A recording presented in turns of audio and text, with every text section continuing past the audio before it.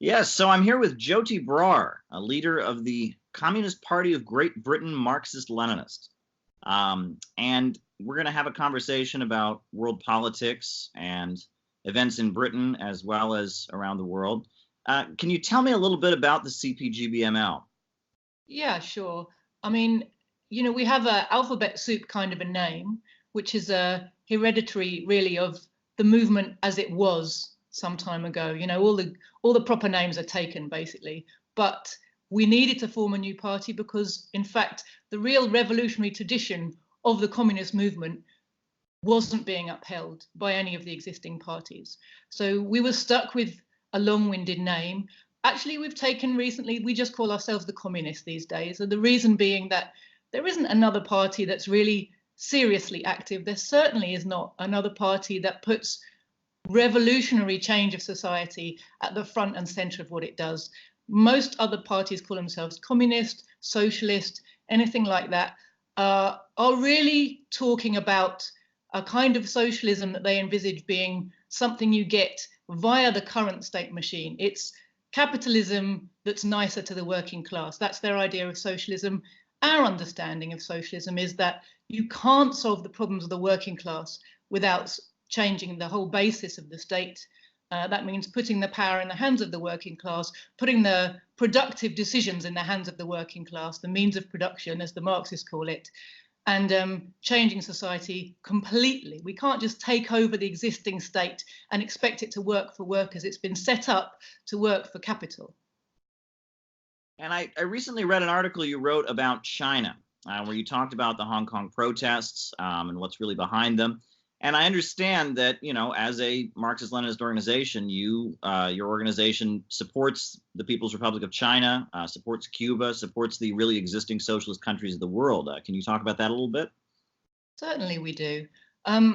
We support them not only in a kind of dogmatic, because they have the right kind of socialism way. We support them because the fundamental contradiction in the world today is between imperialism and the oppressed countries. And it's very important to recognize that everything that stands against imperialism is on the side of the workers at home here in the imperialist countries. They are fighting our enemy and helping to make our enemy weaker. They're in the same struggle we're in, and we have to combine with them. Lenin was very clear in his teachings about this, and those teachings need to be followed. They absolutely explain how the working class can come to power. Working class can't come to power without recognizing who its allies are, and its allies are anyone, anywhere who's fighting imperialism. And when you talk about, this common enemy that people in the imperialist countries have with people in the developing world, can you describe this enemy?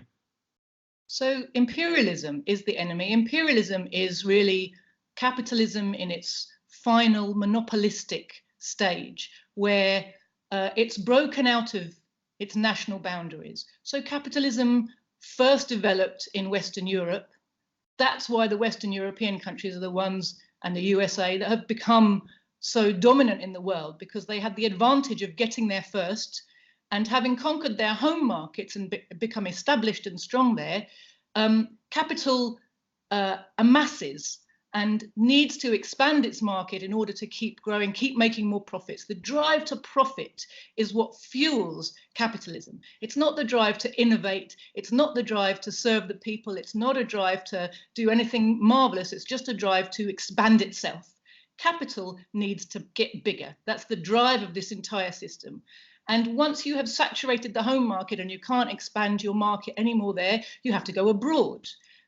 That's why it's the Western imperialist country, Western European countries, which expanded over the globe and created their empires, the legacy of which we see today.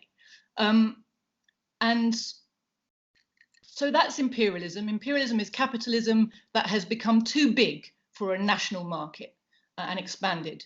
And imperialism seeks domination. That's a fundamental teaching of Marxism, and anybody who looks at the world can see that's absolutely true. Imperialism seeks domination. It talks about democracy, but what it wants is total control. And it wants total control of all resources, all markets, all avenues of exploitation, all workers. It wants to be able to loot at will. And anything that stands in its way, it sees as an affront to its right to exploit and to expand.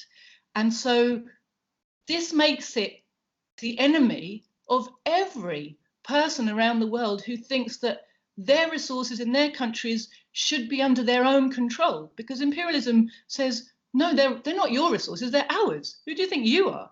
You know, we're big, we're powerful, might is right. And I visited Libya in 1999, Okay. and saw some of the benefits the Libyan people derived from having an independent government that had a popular leaning, i.e., which thought that it was a good idea to use the country's resources for the benefit of the people. And they really did. The people of Libya had a very civilized, dignified life. And not only that, but they were able to offer support to many other countries that were fighting imperialism or just fighting, you know, backwardness and underdevelopment. So that's what I saw. That was the Libya that I saw. Independent, proud, advanced, and advancing. You know, one of the things that's not talked about the destruction of Libya is how they were trying to diversify their economy. So they had all this oil. And before the revolution in Libya, the king who was there basically was a stooge of BP and other oil companies. And Libyan oil benefited imperialist corporations who sucked the wealth of Libya, and Libya's people were very, very poor. After the revolution, the Green Revolution they called it, when Gaddafi's government came to power, the people benefited from the oil. But the government was very aware that it's not good to have an economy that's just based on one commodity. You're at the mercy of the world market. All sorts of problems can come to you from that. It's not a sustainable way. And also it can run out one of these days, right? But Libya was involved in trying to diversify its economy. And they had a fantastic project they were building, which they talked to us about, and they showed us the plans. And by the time of the bombing campaign, 12 years later, it had been sort of 90% realized. It was coming to fruition. It was called the Great Man-Made River Project, and they were greening the desert. They were building. There's a huge amount of water underneath the desert in Libya, and they were building aquifers to bring that water to the surface and to create farmland, bring back agriculture to Libya. And they were trying to also, you know, build some industrial base, all the rest of it. All of that has been absolutely smashed by the bombing. Wow. Now, back to China. When I talk to people in the United States about China and I point to China and the successes of socialism there, I often get this response, well, everyone knows China's capitalist, right? They've got billionaires there. There are private companies. So you can't point to China as an example of a successful socialist society. Now, I have my response when I talk to people, but what do you say when people say that to you? So there is a contradiction, I think, between the fact that China had a socialist revolution and China now has a very marketized economy. So there are two separate issues at stake. One of them is China still socialist or not?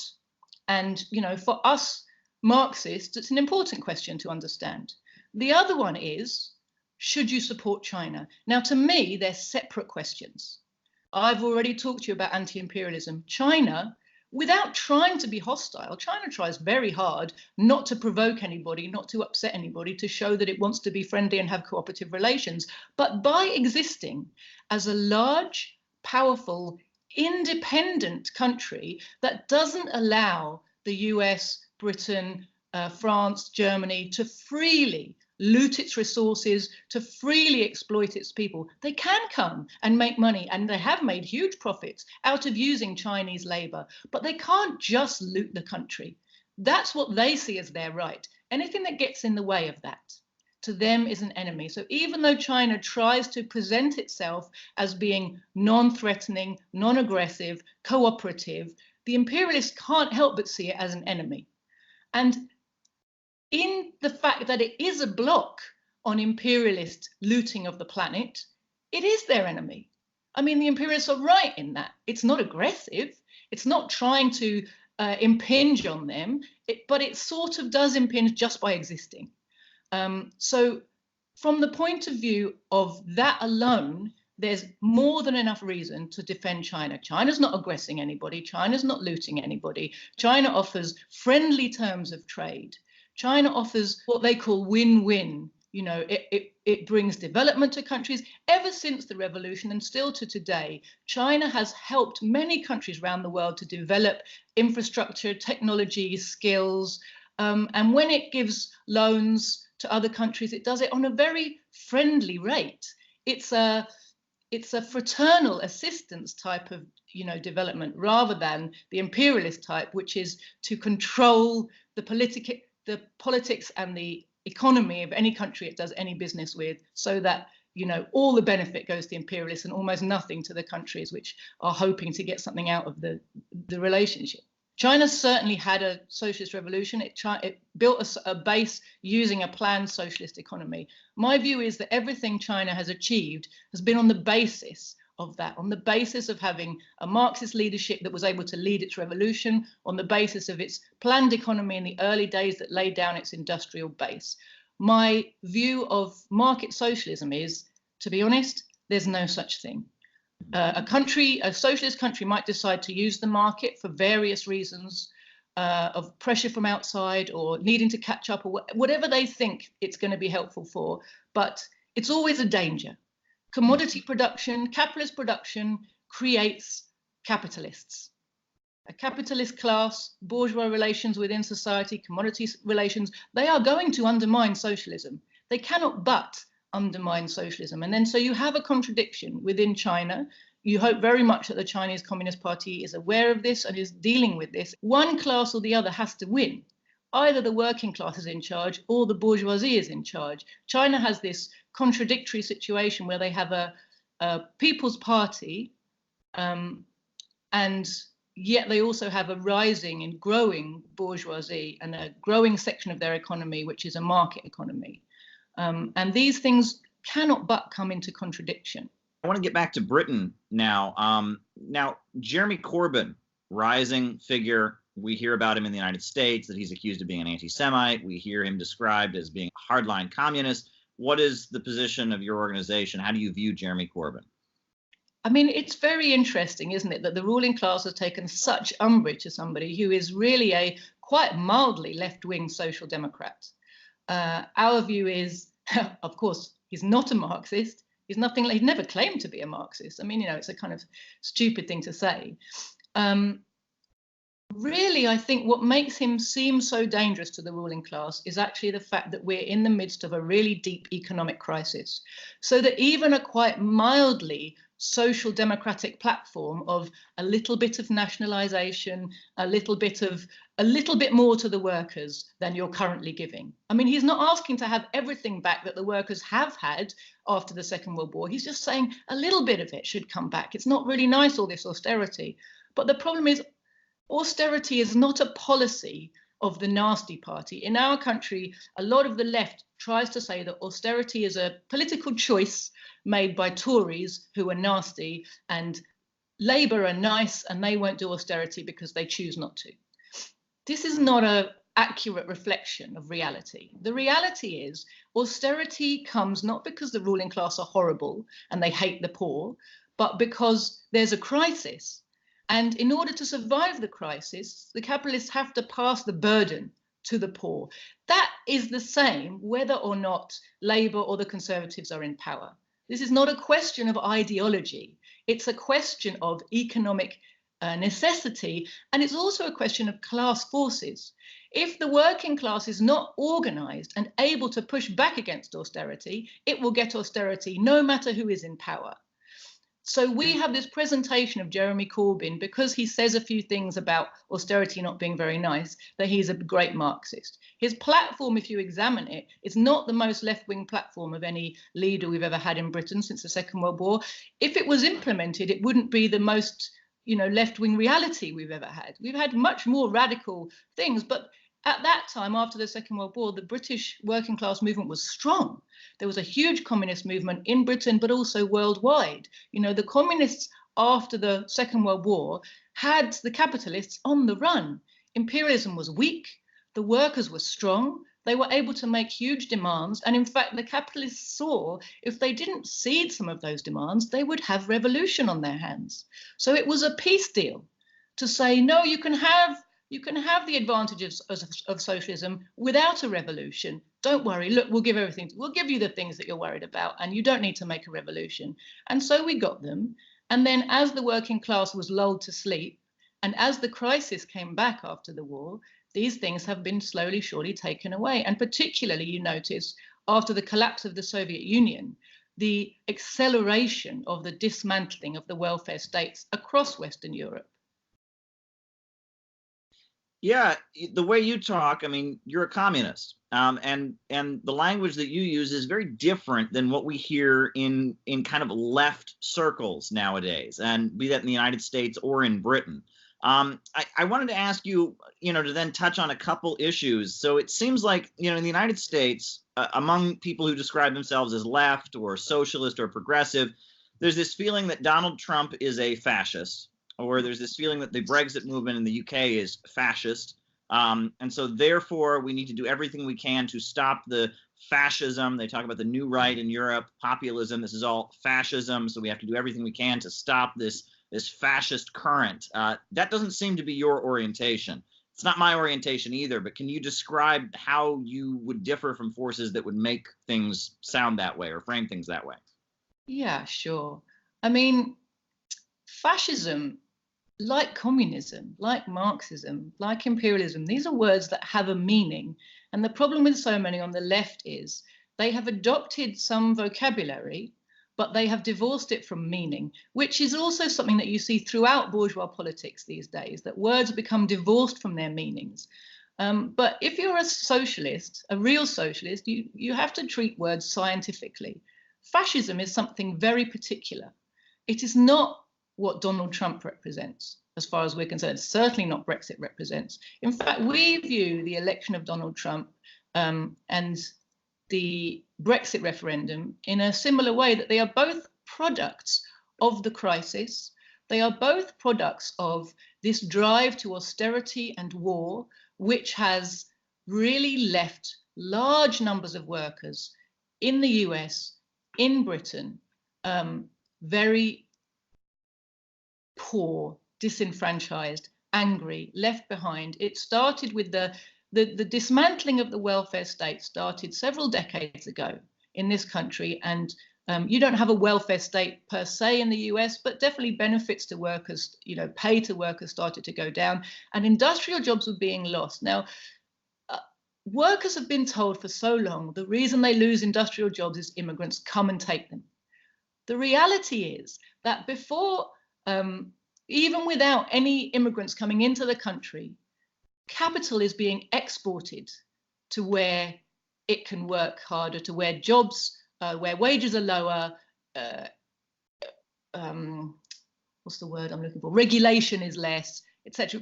Taxation is less, blah, blah, blah. Capital is footloose. Capital goes wherever it can make the most profit, and it doesn't care how many workers it leaves unemployed behind it.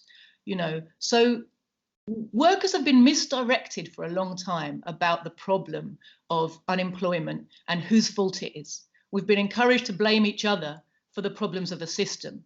With Donald Trump, with Brexit, you are seeing the result of decades of jobs leaving the country, austerity, war, leaving people feeling like they are just getting poorer and poorer and nobody's representing them. And they watch politics going on in your country and in my country for a long time. Ordinary people have seen politicians on both sides of the alleged spectrum, which is not a spectrum, right? They all have essentially the same policies. And workers in Britain certainly can see the truth of what our party's slogan is: Labour, Tory, same old story. And most workers here have started to understand some time back that makes no difference who you vote for. The policies are the same. The result is the same. It's more crap for the working class, and everything is about what business needs. These wars, we don't want them. Ever since that massive demonstration against the Iraq War, 2003, and even as 2 million people were on the streets of London, the bombers were flying overhead.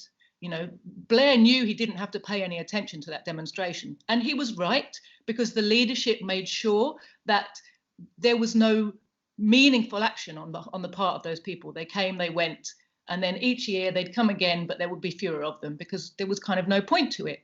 But these lessons do slowly come home to workers. You know, this so-called democracy isn't working for us. The fabulous thing, from my perspective, about the Brexit vote is to see the lengths that the ruling class is going to, or the majority section of the ruling class is going to overturn it, is a fantastic education for workers in just how much of a sham our so-called democracy is. You know, Britain has the mother of all democracies, the mother of all parliaments. We're always made to feel very superior about the fact that we know how to do democracy. We've been doing it the longest. We're very, very good at it, all this nonsense.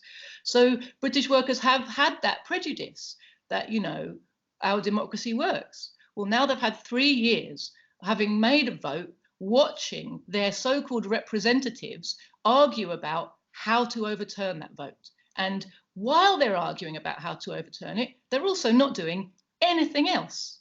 There's no room, there's no bandwidth amongst our political class for anything except how to stop Brexit. But the other thing I just wanted to get back to quickly, sorry, I'm talking a long time. The other thing I quickly want to get back to about where these votes come from is, again, they're product of the crisis. The ruling class in your country and in my country is divided. It's divided because of the crisis. It's divided over the best strategy for surviving the crisis. So in the US, in Britain, you have a dominant section of the ruling class, the big, more powerful financial oligarchy, banking, armaments, oil. They want more expansion, more war, more of the same that we've had. What people are calling neoliberal. I don't really go for these labels, but people tend to understand that, the neoliberal type of, you know, just keep expanding, keep dominating everywhere. And that's the way to ride it out, just suppress everybody else. But there's a smaller section within the ruling class, within the bourgeoisie, in the US and in Britain the same, and you'll see it in every capitalist country around the world at the moment. There's a section that says, no, the way to survive is stop looking outside our borders, stop spending money on wars. You know, these people can never quite understand that the investment pays off with the war. You know, they just see it as, oh, well, you're just spending money. How silly, don't spend money. Because they're not directly maybe in the line of the payback from the wars. So to them, it's just taxation and they're not getting a payback. Of course, they're not the section of the ruling class that gets the payback, right? But the smaller business people, the smaller bourgeois tend to say, no, we'll just close down our borders. We'll take care of our own workers. We'll stop exporting jobs. Maybe we'll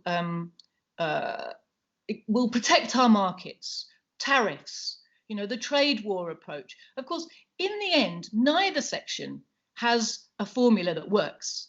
You know, the problem is capitalism. The problem is a crisis that's built into capitalism, overproduction of goods on the world capitalist market, with impoverishment of the mass of the workers who can't buy the goods. That's the problem, and none of them can solve it. But they argue with each other about how to solve it, and the deeper the crisis gets, the more they're arguing. And this makes them weak. It makes them less able to control the narrative because they're divided about what the narrative should be, and therefore less able to control the workers. And so in Britain, the ruling class was divided over Brexit.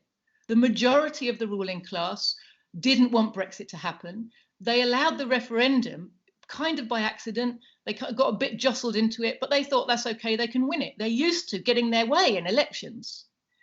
Unfortunately, they didn't reckon with the fact that huge numbers of British people are really so angry. They hadn't counted them. They got used to being able to ignore them, these people. They hadn't reckoned with the fact that a referendum is very different to your standard election.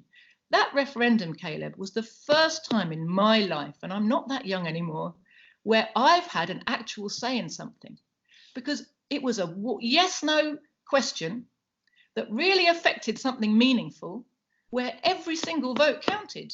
It wasn't done by area. It wasn't done yes, no, first past the post, here, there, you know, between two options that didn't mean, that basically meant the same thing. You know, most of the elections I've ever been eligible to vote for were utterly uninteresting to me, you know, in terms of I couldn't really make any difference. The, you know, the candidates don't represent, you know, anything like what I'm interested in. And first past the post means basically there's only two people who have got in with any chance of winning, and, you know, all the rest of it. And then the, you know, the way they organize the areas of who votes for what. But this was nationwide, one question, every vote counts. And the workers are not stupid. They saw that. We had the highest turnout we've had in a very long time for any kind of election for that referendum, because people saw they could, their vote would count and they could actually make a difference to something. And they felt so many people voted on the basis of, we do not want this status quo, anger. Change anything, we don't care, because what we've got is going down and down and down. Poverty is getting worse. I mean, I don't know if you know, but 10% now of workers in Britain are what they call food insecure. And that is a shocking, shocking statistic to a country like ours that's had the welfare state in place for so long, to find that now people are going hungry, homeless, kids turning up at school who don't get breakfast, you know, kids sleeping in B&Bs for years at a time because they can't get a home. Not to mention, I mean, you know, it's worse in the States, I know, that type of thing, but for a country like Britain, it's really shocking to see what's happening to the poor. What's driving this new level of poverty? What's behind it? It's austerity and the destruction of the welfare state. We used to have so there are fewer jobs, and the jobs that there are, we keep being told that we have a jobs recovery and there's loads of work. But actually, if you look at the type of work now, it's overwhelmingly minimum wage, 0-hour contracts, which means totally flexible. So officially you're employed, but in reality, you never know how many hours you're going to work. You just have to be available all the time. And the money is poverty pay. You know, we have nurses using food banks because they don't have enough money to feed their children, you know, and people are so close to the disaster line now. You know, so many people just don't have any cushion whatsoever. There's no housing security that people used to have. Rents have become, because of the sell-off of social housing, rents have become so high that, you know, it's increasingly people are running and running. People work very hard just to live on the poverty line. You know, this is quite a new phenomenon, and this is something that really came since 2008. This real plunge in people's living standards, and it's getting worse year on year. Now, back to what I was asking you about before, about kind of distinguishing yourself as a communist from the mainstream of the left. I noticed that your political organization has taken quite a stand on the transgenderism debate. Can you talk about that position? Sure. I mean, essentially, our view is, and it's not about people. We're not against a trans person. It's the ideology that's being pushed on people that says you are what you think you are. Now, this is total idealism. Idealism in the philosophical sense of the opposite of materialism. It says, I think, therefore I am. Whatever I think, that's reality. Now, as a Marxist, we have to uphold the idea that, or the reality, that material reality is real and is the basis of our ideas. A Marxist says, first there's reality, then our brain interprets reality and gets ideas. An idealist says, no, first there's the idea, and then the idea produces reality. Now, life teaches us that materialism is true. Materialism can be tested by science, by living. Idealism, you know, is a human construct. It's what makes gods, okay? This transgender ideology is pure idealism. It says, if I feel something, it's true. We've all got our own reality. We've all got our own way of, now, of course, we all have our own feelings. Yes, can't dispute that. But your feelings are a reflection of something. Your feelings come from somewhere. We would say that material reality exists, and sexual differences between men and women exist. They're not imaginary. They're not a societal construct. You know, the transgender ideologists, and I do want to keep making this clear, we're not talking about individuals. We're talking about those who push an ideology. So, you know, before I start getting accused of hate speech, this is about ideas. This is a rational debate about ideas. It's not me hating anybody, okay? But the people who push this transgender ideology have tried to make a confusion and say that gender is something different to sex. It isn't. They're talking about gender stereotypes. So a gender stereotype is something that a society has, and some of it may reflect reality and some of it may not. Some of it may reflect the history, the class basis, whatever, of that particular society. Some of it may reflect some reality. You know, we have a stereotype that women's hands are more gentle. Well, in fact, that's based in reality, because women have twice as many sense receptors in their hands than men. There's a biological reason for that. You know, we are biologically designed to carry and to feed and to nurture babies. So it makes sense for us to have very sensitive hands. Babies are very delicate. You know, that is not a stereotype that I've, you know, just made up to oppress men or women with. It's a biological fact. You know, biological facts don't oppress us. They're things we need to learn how to recognize and live with. Freedom, Marxists say, is the appreciation of necessity. You know, it's a reality that women have babies and men have penises. And, you know, the idea that you can say that saying these things is oppressive, repressive, is pushing stereotypes is nonsense. One of the things that really upsets me as a woman, if I can say those loaded words, is that the transgender ideologues they claim to be fighting stereotypes. In fact, they push the most heinous stereotypes of femininity and masculinity. And they just say, if you don't fit into the one you were born into, pick the other one. That's not fighting a stereotype, that's accepting it wholesale. How many transgender women, I get confused, excuse me, about which way around I'm supposed to say it, but, you know, a man who claims to be a woman, how many of those people have you seen just looking like an ordinary working class woman? They feel the need to do a whole glammed up cleavage, high heels, lipstick, like a very sexualized, stereotypical idea of womanhood. Us ordinary born women, most of us are not interested in any of that. That is quite oppressive to women. That look that they go for is a look that we'll be happy to see disappear into history, and they're kind of perpetuating it.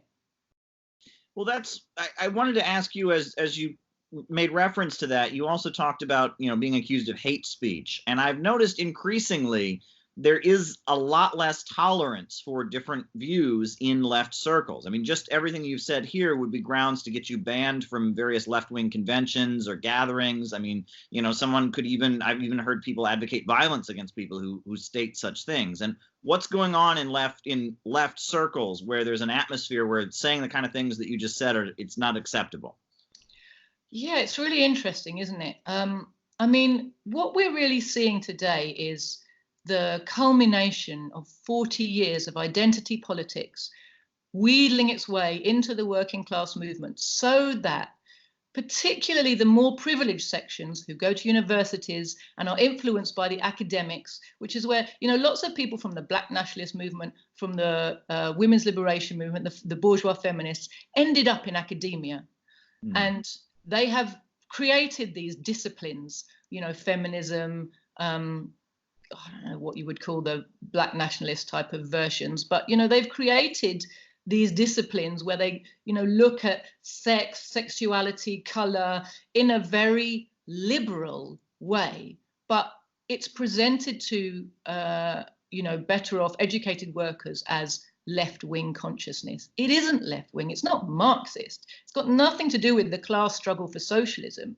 It is a way of diverting that struggle down kind of navel-gazing, academic, very liberal, bourgeois liberal paths. Sorry, what were you asking me to say?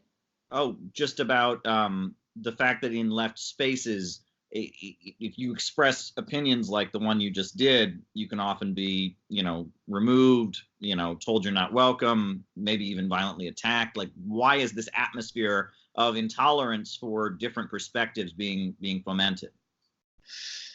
Yeah, it's an interesting question. Why has it been fomented? I mean, clearly, what it does is stop people from feeling able to express differing views. Mm-hmm. So that's very useful to imperialism. If you look at it, that these views are inimical, they undermine the ability to mobilize people on a class basis because they divide people, constantly dividing workers against each other into smaller and smaller groups of self-identifying this, that, or the other. And you can't really unite with anyone else. You can only fight for your 1-point program. That's useful to imperialism. It's useful to capitalism to divert and divide workers that way. And if you create an atmosphere where the people who are opposing this are accused of hate speech, then very quickly you make it very difficult for a reasonable debate to happen about why these ideas are dangerous. So if you're the ruling class and your system is going through a crisis and you're worried about the ability of the workers to get together and fight you, then it makes sense for you to push anything and everything that will stop them from getting together.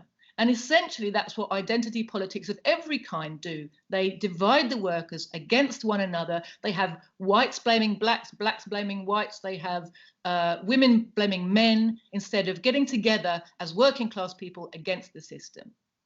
The first time I ever met any comrades from your organization was in 2013 at the World Festival of Youth and Students in Ecuador. Mm. And that festival, which I attended, was very meaningful for me. I learned a lot, and I really started to contrast the Marxist-Leninists and communists around the world with the Western leftists and the leftists from countries like Britain and the United States. One thing I noticed is, if you go to the developing world, there are very few Trotskyists. And I know your organization has taken a very strong stand against Trotskyism. Why is it there's such a prevalence of Trotskyism in the first world, but not in the developing world? What's that about? Fundamentally, Trotskyism is a petty bourgeois, is an imperialist ideology.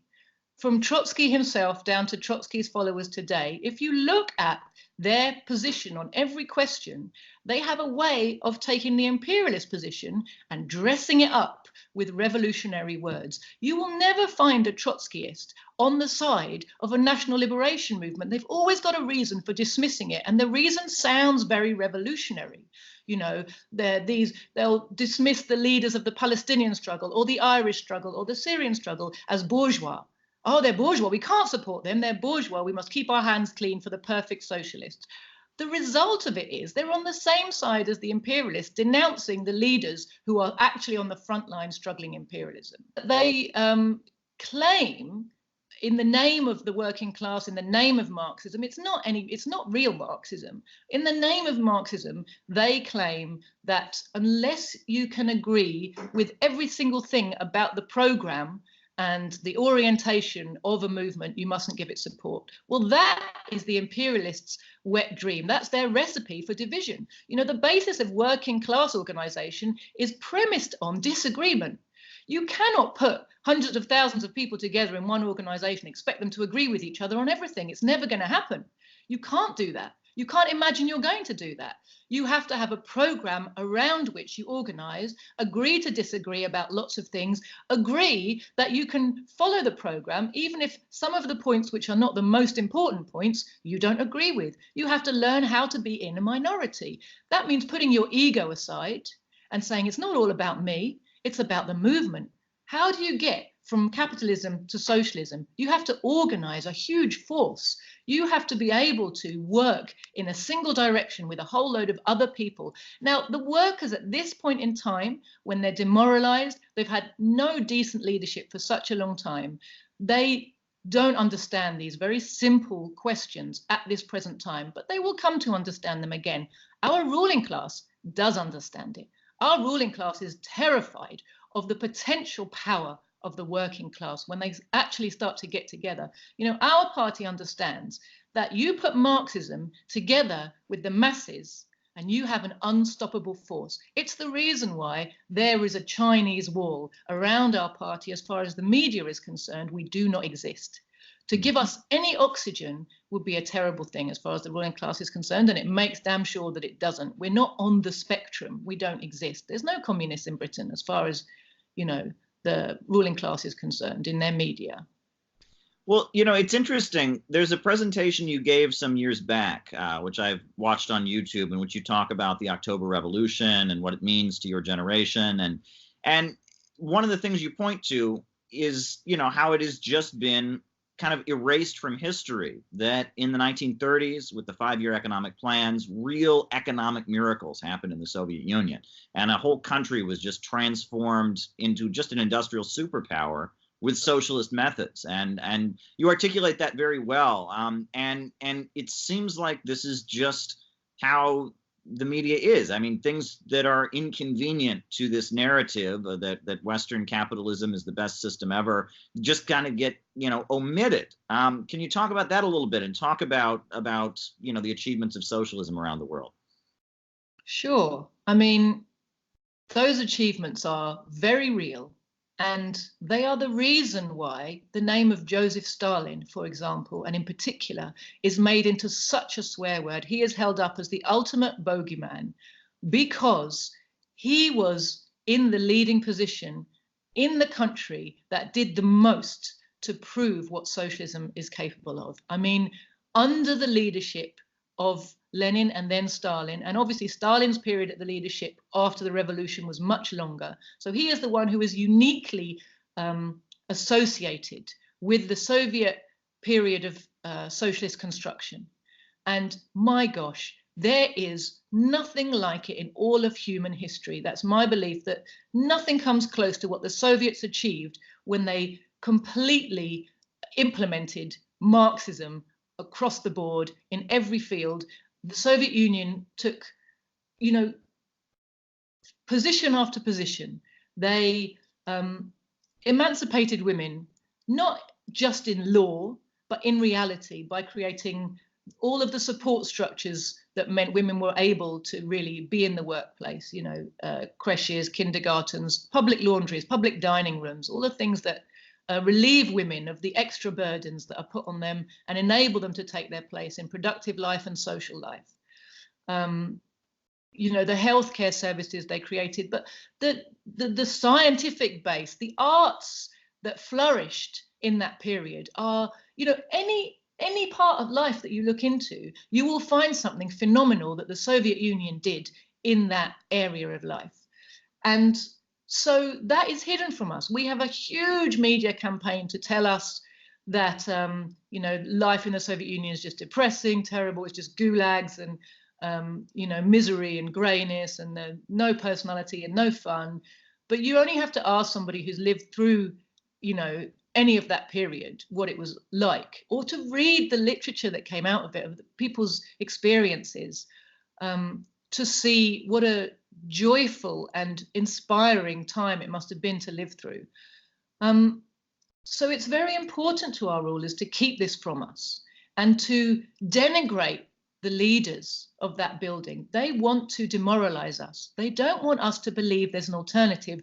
Okay, they say to us, there's adverts on Twitter right now from the Financial Times, which is the mouthpiece of Britain's ruling class, talking about capitalism needs a reset. So they're recognizing the fact that there's huge dissatisfaction with capitalism. And they'll even, since 2008, they'll even use the word capitalism. Okay, capitalism, it's not perfect. Let's all read Marx and realize that, you know, oh, it's not so great. But read our version of Marx. Our version of Marx is he didn't know what, he made a good critique and he's worth listening to, but he's one of many people and he didn't have any solutions. It's a shame, isn't it? There's not really a solution. Let's all just discuss what we can do and feel sad about it and wait for better times. They recognize that people are angry and there's some ability to voice discontent with capitalism, so long as you don't imagine there's a solution. If you're able to say, no, there is a solution, we've seen it working, we have seen Marxism combine with the masses to make successful revolutions in many countries, not just one, many. Marxism plus the masses, you can have a successful revolution. Not only that, we have seen successful implementation of economic planning, of a planned economy under socialism, where life gets better for ordinary people and it works. This they do not want us to know. They are terrified that we will realize that workers can do without capitalists. Capitalists can't do without workers. Workers can do without capitalists. This is a lesson they don't want us to learn. Yeah. No, I know the Wobblies, the IWW in the United States, they used to chant, "We don't need the bosses need us." That was their articulation of what you just said there. Now, in that presentation you gave a few years back, you talked about how you have a degree in music. And it was interesting to me because when I go to international communist gatherings, I often will hear, choirs and musical performers from socialist countries, and they'll perform classical music, Bach, Beethoven, Shostakovich, and in left circles in the West, or I should say left in quotations, there's almost, in a way, there's almost this feeling that that kind of music is not acceptable, right? We should be listening to rock and roll, we should be listening to jazz, but this classical music, that's, old, crusty, white music that we don't want. Can you talk about, the socialist approach to art and music and aesthetics, and why is it that I remember being at this festival and hearing the DPRK, the Democratic People's Republic of Korea, their choir perform like, the music of Italian opera from centuries past and such. Can you talk about the difference in approach to aesthetics among the Marxist-Leninist current that you represent versus the mainstream left? Yeah, sure. I mean, we've really had a number done on us. In fact, workers in the capitalist countries, and particularly in the imperialist countries, when it comes to culture. We have had our culture commoditized, taken away from us, and then sold back to us. What really makes me very sad is to see, in Britain certainly, with the welfare state, classical music and musical and arts education in general, whether it's theatre or art or music, dance, were opened up to the working classes and they embraced it. And when I was young, quite a long time ago now, that was still the case. I had a musical education that started off, at least, for free in my local school, and my parents didn't have to be involved, they didn't have to pay. It just happened inside the school gates. There were music teachers there, and I had my first violin lessons when I was 5, for free in my class, in my school. Wow. Exactly. And that set me on the road of a musical education. By the time I was 9 or 10, it was seen that I was good enough to my parents could see they were justified in trying to get money together to give me, better lessons or, in a different place, whatever. But, if they hadn't been able to afford it, there were subsidies to help me to carry on to a higher level. What's really sad to me now is that's all been decimated. The working class has almost no access to musical education now. The number of kids who get to learn music in a meaningful way in state schools is negligible, absolutely negligible. It's kind of almost, there's a tiny little bit of availability now, but you have to pay, and the lessons are, so to most people that stops them having them all together, but then, they're short and small, and it's not enough to actually get to grips with the instrument. So mostly what the kids learn is they're not interested. It's boring. It's hard work. They're not given enough to really get to grips with it. It's like the way my daughter was learning French in primary school, which was like half an hour every other week or something. I mean, you can't learn it on that basis. So it's kind of a little tokenistic bit is left, but it's not meaningful. And we are losing tremendously from that. Arts, music, dance, they're fundamental to human beings, actually. There's no human culture that doesn't have music, dance at the heart of it. People use music and dance and song to express themselves and to celebrate together. And with the breakdown of community and the destruction of our educational facilities, people are increasingly isolated and devoid of ability to come together and express those things in that really human way. I think the arts are very fundamental to any kind of society. The really sad thing as well that's been pushed on us is this idea that, oh, it's for posh people, it's for the elite. Classical music is something European or Western, and therefore if you're progressive you shouldn't be interested in it, because who wants to be Eurocentric? But this is the way that Marxism itself is dismissed, right? You know, the pinnacle of human knowledge and understanding to this point, as far as I'm concerned, is Marxist science. Now, the fact that it came from Europe shouldn't stop us from appreciating that it represents the liberation for all of humanity. You know, human knowledge is human knowledge. It doesn't matter where it started. All human knowledge rests on human knowledge that's gone before. The European Renaissance rested on, you know, the work that was done in the Arab world. That rested on, you know, older work from Asia as well as from Greece and Rome. So human knowledge is cumulative, and it's the property of all of humanity. And this idea that Marxism is Eurocentric, so if you're not white and European, you shouldn't listen to Marx, that's a way of cutting us off from our heritage and from our ability to liberate ourselves. It's keeping us stupid. Now, when it comes to classical music, my view is it belongs to everybody. It's a high achievement of humanity. And we should cherish it. The Bolsheviks were brilliant at understanding things like that. With ballet, with music, with literature, they said, we must take what's best from the societies that went before us and build on them. We must popularize them and bring them to the masses. The Soviets had wonderful programs of education in music, in dance, for the working classes. They truly democratized the arts, opened them up to such a wide field of participation and audience. Even up until the 1980s, you could go to the Bolshoi Ballet for hardly any money. It was a working class thing to do, to go to the ballet. Now that sounds weird to us, right? We're used to it being something that costs 100 quid and you have to dress up in fancy clothes, and it's something that you don't particularly understand. You don't really know what it means, what they're doing on the stage. Well, you know, that's because the art isn't produced for us or by us. But the reality is that by democratizing not only the access, but also the content, socialist realism was about taking the best of the arts and then using them to express the desires and the aspirations of the workers, and to contribute to the revolutionary development, the social development of society. So they were part of the building of socialism. They were talking to the workers about things the workers understood, helping to reinforce the qualities that the new society needed, you know. So they really played a part in building socialism, and they were valued by working people. But the idea that we should stay away from classical music because it was produced in Western Europe, I think is a nonsensical one. Okay, and I guess one last question I have then. Does your party plan to stand in elections? Do you participate in the electoral process? So we have no problem with standing in elections.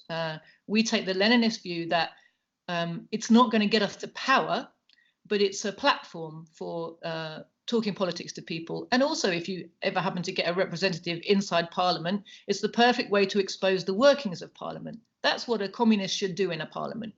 A communist in Parliament shouldn't think their job is to run capitalism, right? They should be using the platform to show the workers this democracy is not for you. This setup doesn't serve you. It's to help people come to that understanding who maybe hadn't realized it before. But at this point in time, the way that the British parliamentary system is set up makes it, the bar is very high for entry. It's very hard to find a name you can register that they'll accept. You know, there's one Communist Party already registered, so we can't call ourselves communist in any way. We have to come up with new names, all the rest of it.